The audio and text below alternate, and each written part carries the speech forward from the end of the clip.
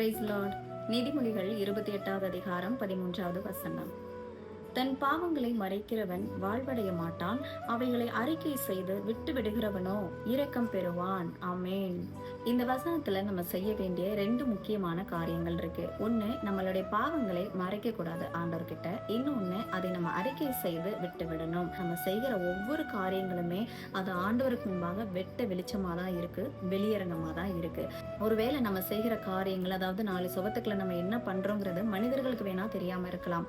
ஆனா ஆண்டவருடைய கண்கள் நல்லோரையும் தீயோரையும் எப்பொழுதுமே நோக்கி கொண்டே இருக்கிறது. அதனால எந்த ஒரு காரியத்தையும் நம்ம ஆண்டவர்கிட்ட மறைக்க கூடாது. நம்ம செய்கிற அது சின்ன பாவமா இருக்கட்டும், பெரிய பாவங்களா இருக்கட்டும், எதுனாலும் அதை ஆண்டவர்கிட்ட சொல்லி இதை நம்ம அறிக்கை செஞ்சு அதை விட்டு விடணும். அப்பொழுதுதான் நம்ம இரக்கத்தை பெற முடியும். எப்பொழுதும் பயந்திருக்கிறவன் பாக்கியவான், தன் இருதயத்தை கடினப்படுத்துகிறவனோ தீங்கில் விழுவான். அதாவது எப்பொழுதும் நமக்குள்ள ஒரு பயம் இருந்துட்டே இருக்கணும். இந்த காரியத்தை நான் செய்யலாமா வேண்டாமா, இது நன்மையா தீமையா அப்படிங்கறத ஒரு பயம் நமக்கு அந்த காரியத்தை செய்யறதற்கு முன்பாக இருந்துட்டே இருக்கணும். அந்த பயம் நமக்கு நல்லதுதான். ஏன்னா கர்த்தருக்கு பயப்படுகிற பயம் ஜீவனுக்கு ஏதுவானது.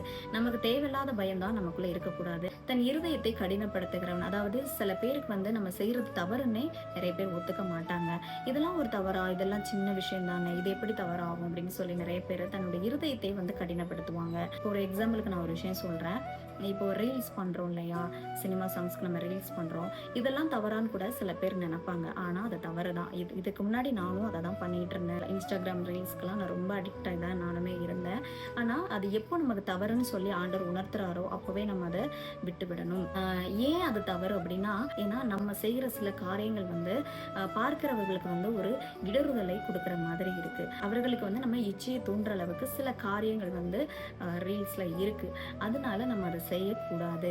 அது செய்கிறது பாவம் தான். இதெல்லாம் தவறா நம்ம நினைக்கிற ஒவ்வொன்றுமே ஆண்டவருடைய பார்வைக்கு தவறுதான். ஏன்னா அவர் பரிசுத்தமுள்ள தேவன். பிரசங்கி 12வது அதிகாரம் 14வது வசனத்துல கூட நம்ம செய்கிற ஒவ்வொரு கிரியைகளும், ஒவ்வொரு அந்தரங்கமான காரியங்களையும் நன்மையானாலும் தீமையானாலும் தேவன் நியாயத்திலே கொண்டு வருவார் என்பதை நம்ம எப்பொழுதுமே அறிந்திருக்கணும். ஏன்னா நம்ம பேசுற வீணான பேச்சு கூட ஆண்டவருக்கு நம்ம கணக்கு ஒப்புவிக்கணும்.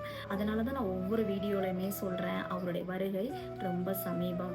அவருடைய வருகைக்கான அடையாளங்கள் தான் இப்போ கடைசி காலத்துல எல்லாமே நடந்து கொண்டிருக்கிறது. நாட்கள் பொல்லாதவைகளா இருக்கிறபடியால் காலத்தை பிரயோஜனப்படுத்திக் கொள்ளுங்கள். இனி இருக்கிற ரொம்ப கம்மியான ஒரு காலம்தான். அதனால இந்த காலத்தை நம்ம பிரயோஜனப்படுத்திக் கொள்ளணும். அறியாமையுள்ள காலங்களை தேவன் காணாதவர் போல் இருந்தார். ஆனா இப்பொழுது எல்லா மனுஷருமே மனம் திரும்ப வேண்டும் என்று அவர் கட்டளையிடுகிறார். இந்த கட்டளை நான் எப்படி பார்க்கிறேன் அப்படின்னா, ஒரு அன்பின் கட்டளையா தான் பார்க்கிறேன். அதாவது ஒரு தகப்பன் தான் நேசிக்கிற புத்திரனை தான் சிக்ஷை செய்வாங்க இல்லையா, அதாவது கண்டிப்பாங்க.